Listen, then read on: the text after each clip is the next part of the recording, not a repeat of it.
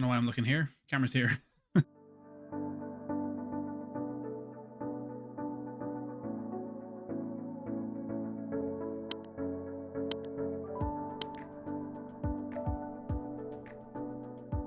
So used to looking in other directions. As we are coming up to this race week for the Miami Grand Prix, I thought I'd go through just a couple of things to catch you up on what you've been missing recently that's been happening in the world of F1. So the biggest thing that's after coming out so far is that Adrian Newey is leaving Red Bull, and honestly, he could have offers from anywhere at all. It doesn't matter where he could go. He is going to make a fortune. He is going to see huge growth in whatever team he goes to, and right now it looks like he could be going towards Aston Martin. For some reason it seems like there are a couple of reports coming in that he's already been given an offer to move to Aston Martin, but the biggest one of them all would be to move to Ferrari.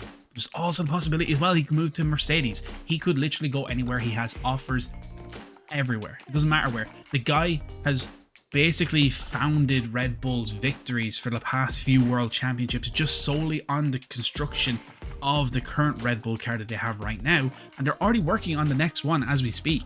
They don't even care. And I think Adrian moving to different teams, he's going to be able to bring whatever secrets that he has from Red Bull over to whatever team that he could end up on. And if this is a possibility, this could happen. This could really close the gap for 2025, because right now in 2024 Max is leading gargantuanly already, and we're already into the early stages, and we're just coming into Miami right now. And Adrian, well, we know what he's capable of. He can really turn a team around in an instant. If he goes to Ferrari, the move of Carlos Sainz leaving and Lewis Hamilton moving into that seat and Adrian Newey coming over at the exact same time, 2025 could be a huge year for Ferrari, but also into 2026 and beyond.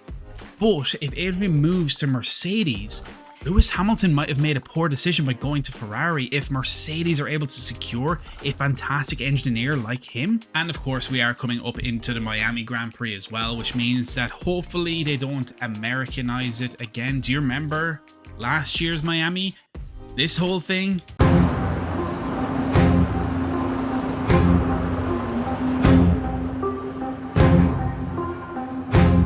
Yeah, remember that? We're hoping that doesn't happen again, because that was just boring. Not only was it boring, but having will.i.am there for absolutely no reason to sing a terrible song that nobody liked didn't make any sense. And also the drivers complained about it as well, considering that they like to get into their own mindset. They have their own calm, their own headspace to be able to get to this point where they can get into the race and they're comfortable and they're ready and they're in the zone. But then they have to do this. No one wants that. As I'm looking things up for this update, I've just seen here that Lando Norris has just brutally injured his nose somehow.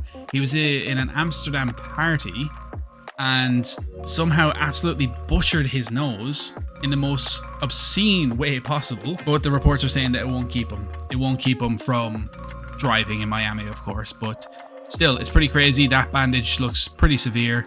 So whatever happened to him, I hope he recovers quite quickly. Also, speaking of McLaren as well, it seems as though the McLaren are bringing some upgrades to the sprint weekend for Miami, which is pretty exciting. We don't know of any celebrities that are going to be there, but to be honest, a lot of the celebrities that arrive at these things don't really show that much interest in F1, so it doesn't make any sense for them to be there, but it's still nice to see them. Obviously, they're being paid by the teams to be there, but still, McLaren bringing some upgrades to the sprint weekend. Could be quite good. They could be in a steep competition with Mercedes, considering what recently they actually didn't do very well at all, and Lewis Hamilton was doing nothing but complaining about it, but he's moving to Ferrari, so he doesn't really have much to complain about. Yeah, so one of the other news as well that's after coming out as well is that Nico Hülkenberg is moving to the Sauber team, the Kick Sauber team, when they arrive in 2025. So he's already been first confirmed to be there, but it's strange to think who's going to be the second driver that's there. He's the first to be secured, and he's also confirmed. He's pretty happy and he's pretty excited about this. He also wants to obviously thank Haas for bringing him back into the sport, because he had a bit of a time off there before. He thanked Gunter. Love to see that Gunter's being mentioned in this. We all love Gunter because of everything that he done in Drive to Survive to really bring F1 back onto the calendar for everybody. So I was pretty happy to see that. But yeah, pretty insane. Nico Hülkenberg over to Kick Sauber. Pretty insane. Pretty insane. Going back to the previous race in China, what a race China was, by the way. I mean, if there was ever a race that you wanted to see for drama, that was that race. And the biggest drama to come out of it was the incident between Lance Stroll and Daniel Ricciardo. That was an incident that seriously divided people a lot. The incident was that it was behind the safety car and they were just about to take off. As we're coming into one of the final corners leading to the back straight, all of a sudden there's a crash, an incident, and we look at the onboards of Lance Stroll's attack that he went onto for Daniel Ricciardo, and it's very confusing.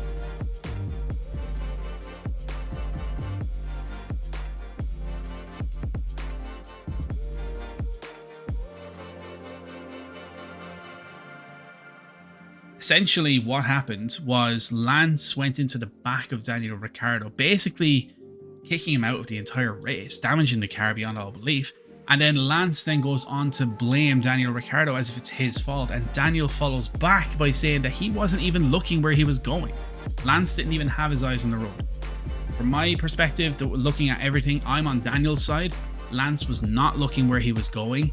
He, for some reason, just decided to speed up to like straight into Daniel Ricciardo. He could not go anywhere else. Oscar Piastri was right in front of him. Where is he supposed to go? It's a safety car for a reason. You're all backed up. Why did Lance speed up for absolutely no reason and then go right into the back of Daniel? Didn't make any sense. But the drama from that is that Lance Stroll came out and called Daniel Ricciardo an idiot for this, which didn't make any sense.